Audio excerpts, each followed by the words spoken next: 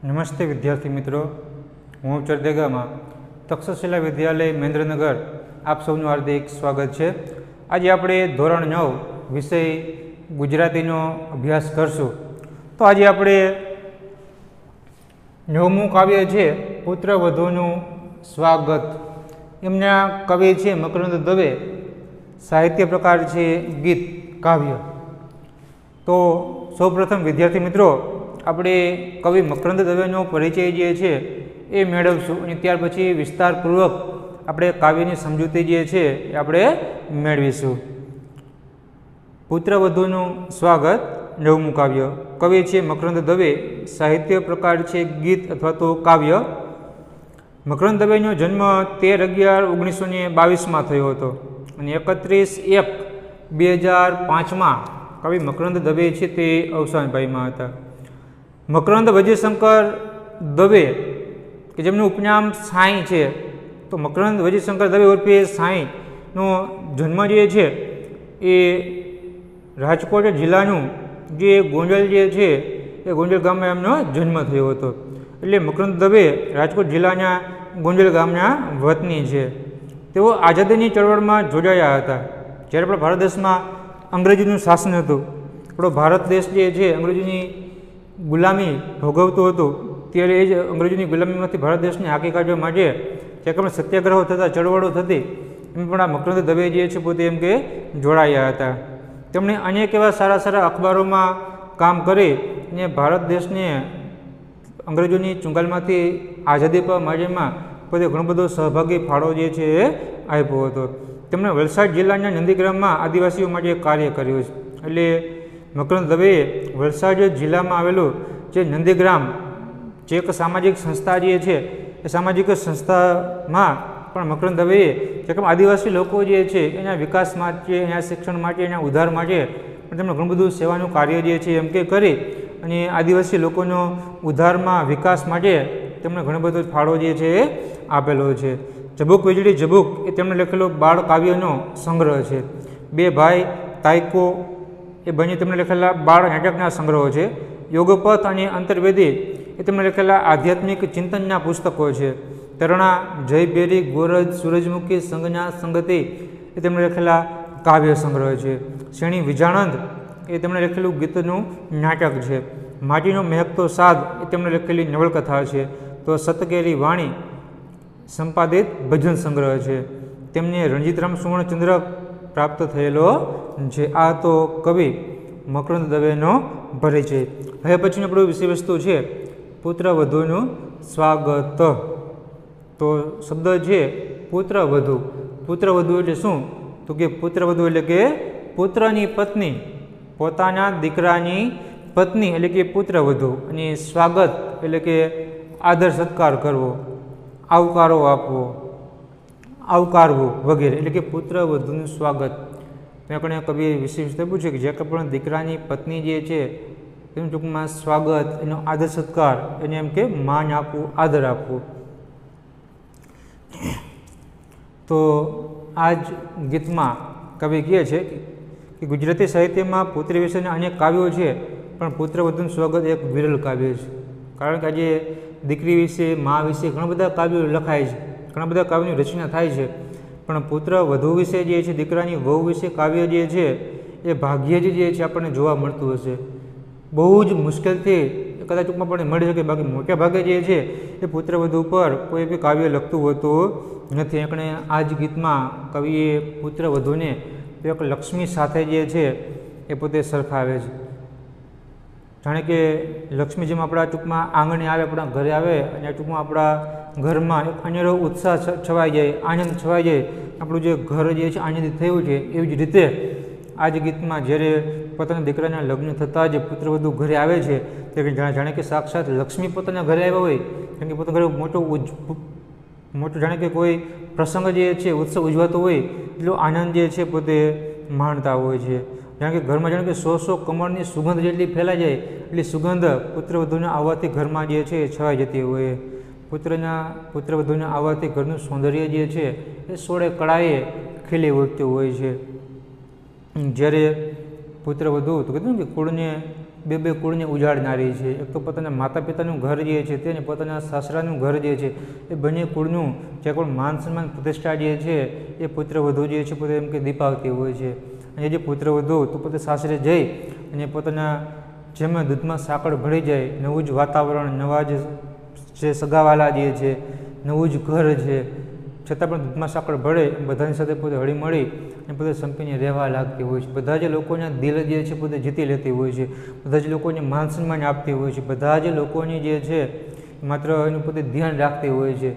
આમ કરી અને માત્ર જે કંઈ પણ કુટુંબના તમામ સભ્યો જે છે એ હળીમળીને સંપીને રાજીપે એ પોતે બધા લોકોના દિલ જે છે પોતે જીતતી હોય છે. એટલે આ રીતે પુત્રવધુનું આગમન થતાં જ ઘરમાં કંઈક અનેરો જ ઉત્સાહ જે છે છવાઈ જાય છે. અનેક એનું ટૂંકમાં વર્ણન જે છે એ આપણે કવિએ કર્યું છે. આજ લક્ષ્મી આવ્યા મારે આંગણે, લાવ્યા સોસો કમલની સુગંધ, ઓછો મારે આંગણે.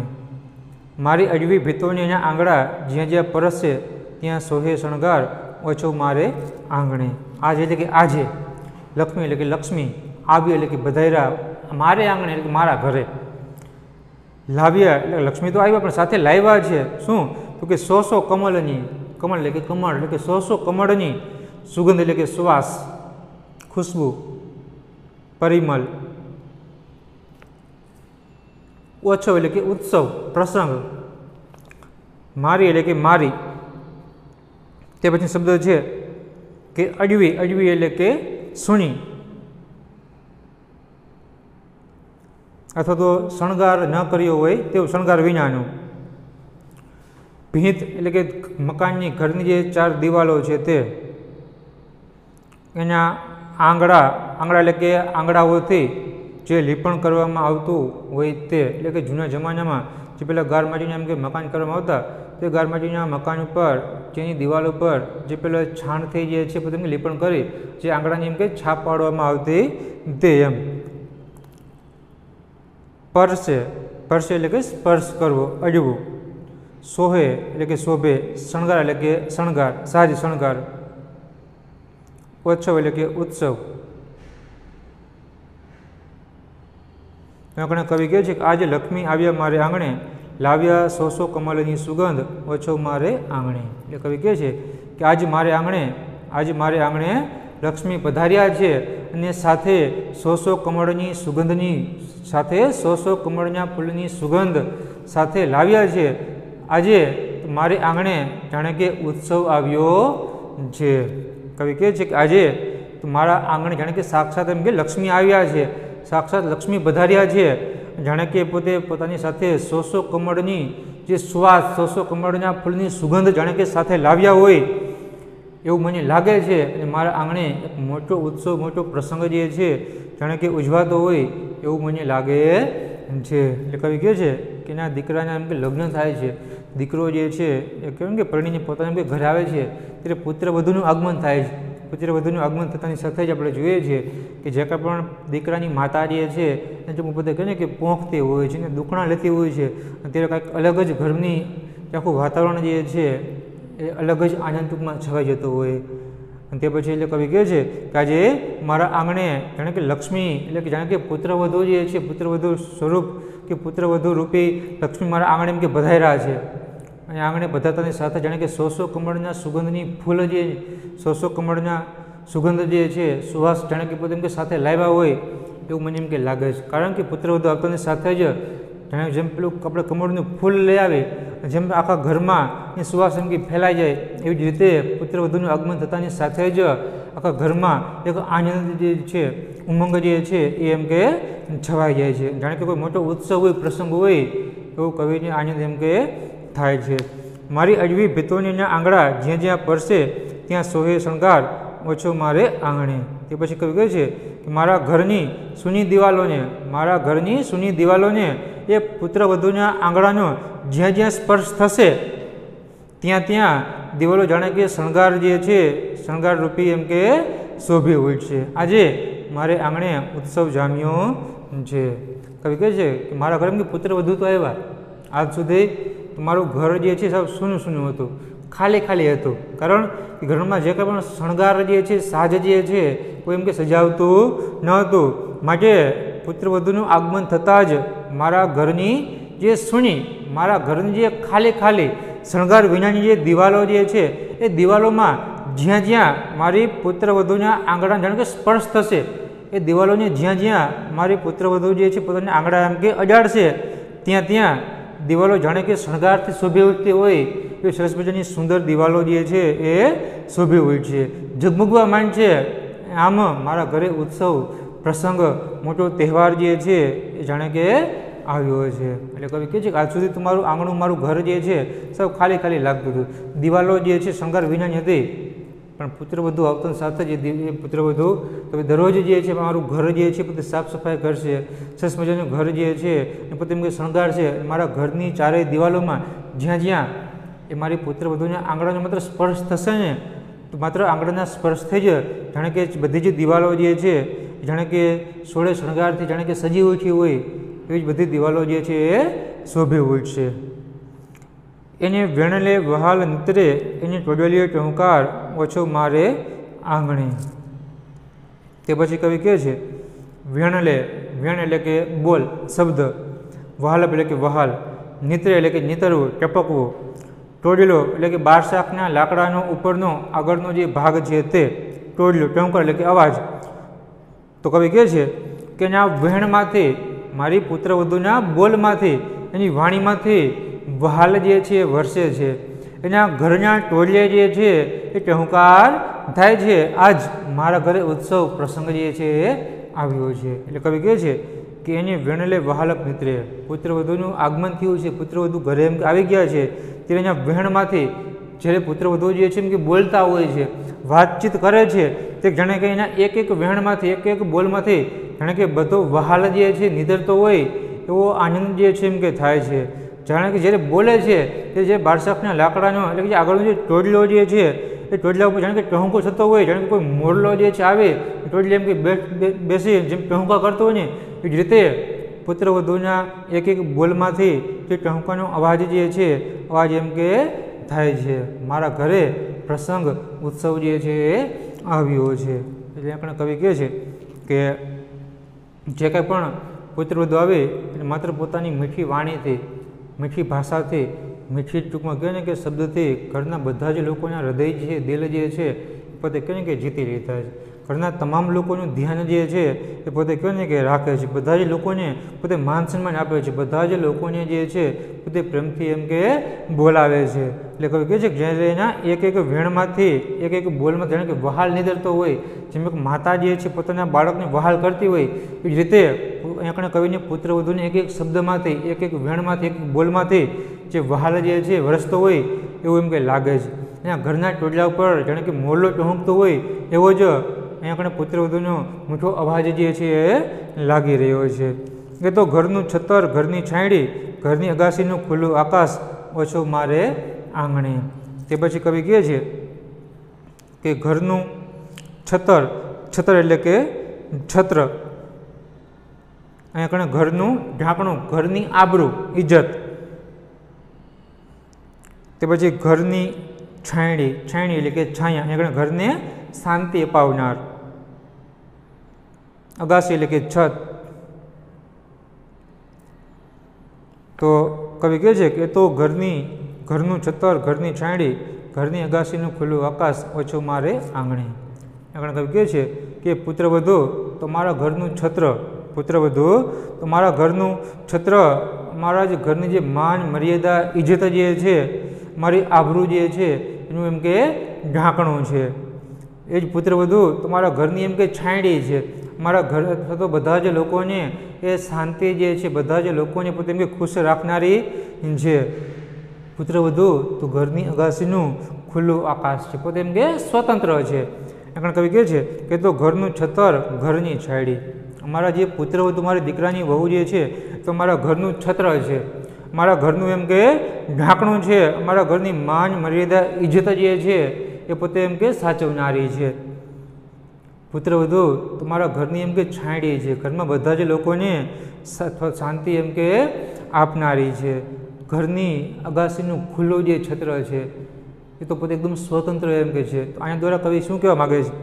તો આપણે कवि जे छे ए पोतानी पुत्रवधूने घरनुं छतर छे, घरनी छायडी छे, घरनुं ढांकणुं जे छे ए पोते टूंकमां कहे ने के मानता होय छे। कवि कहे छे के पुत्रवधू तो अमारा घरनुं टूंकमां जेम कहे ने के ढांकण जे छे, कारण के ए जे दीकरी जे छे पुत्रवधू तो घरनी आबरू छे।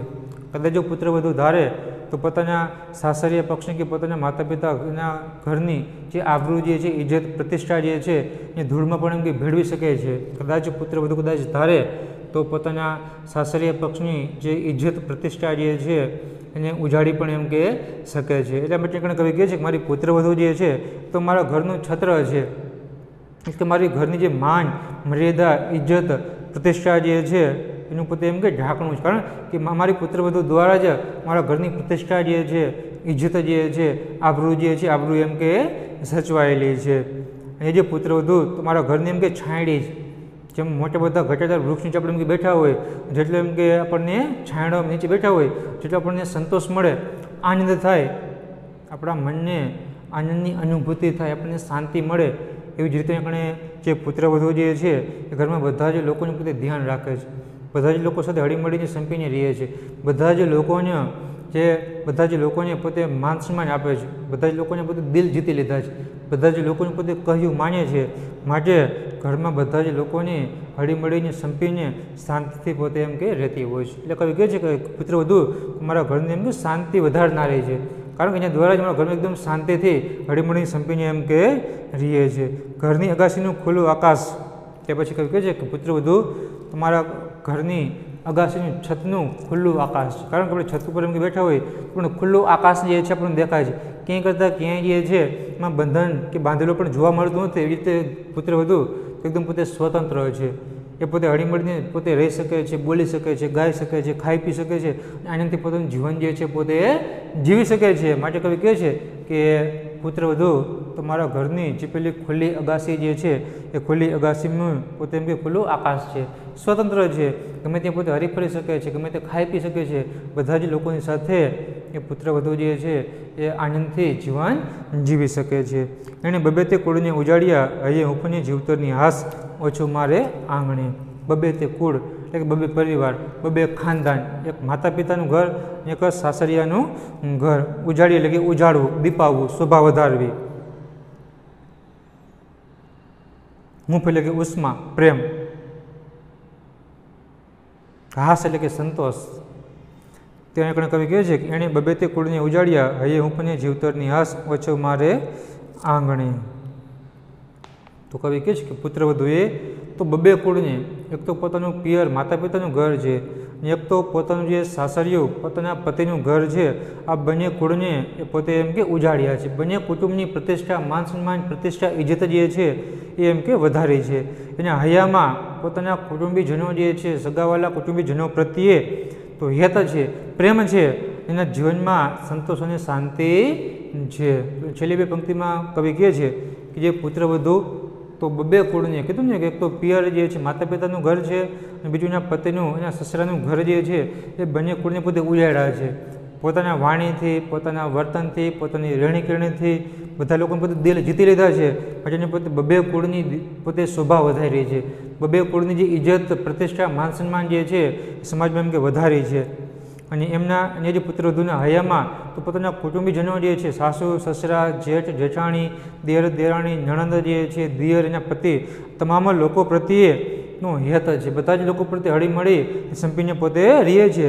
એના જીવનમાં કોઈ જ પ્રકારનું દુઃખ નથી, કોઈ જ પ્રકારની ટૂંકમાં ખોટ નથી, એના જીવનમાં બસ માત્ર ને માત્ર સંતોષ અને શાંતિ છે, બધા પ્રત્યે હળીમળી સંપીને રહે છે, માટે એકદમ આનંદથી જીવન જીવે છે, એકદમ સંતોષ છે, કોઈ જ પ્રકારની કોઈ જ ખોટ જે છે વર્તાતી નથી। આ રીતે કવિએ તો પુત્રવધુને કારણ કે ઘરની આબરૂ જે છે, ઢાંકણું છે, છતર છે, છાંયડી જે છે, ખુલ્લું આકાશ સાથે સરખાવી અને એકદમ પોતે સ્વતંત્રતા જે છે એ પોતે એમ કે બતાવે છે। એટલે કે આ રીતે આપણે કવિએ પોતાની પુત્રવધુનું એકદમ પોતે જે પ્રમાણે સ્વાગત કરી, કારણ કે લક્ષ્મી સાથે પોતે સરખાવી અને પોતાના સાસરીમાં ખૂબ જ માન સન્માન જે છે એ પોતે એમ કે આપે છે, અને પુત્રવધુના આગમન થતાં જ ઘરનું વાતાવરણની પણ શોભા પણ એકદમ ટૂંકમાં એમ કે વધી જાય છે।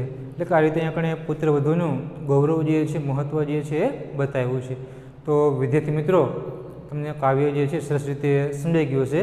અહીંયા કણે આપણે કાવ્ય જે છે એ પૂરું કરીએ છીએ. હવે ફરી પાછા આગળના વિડીયોમાં આપણે કોઈ જ નવા જ ટોપિક સાથે ફરી પાછા મળીશું. અસ્તુ.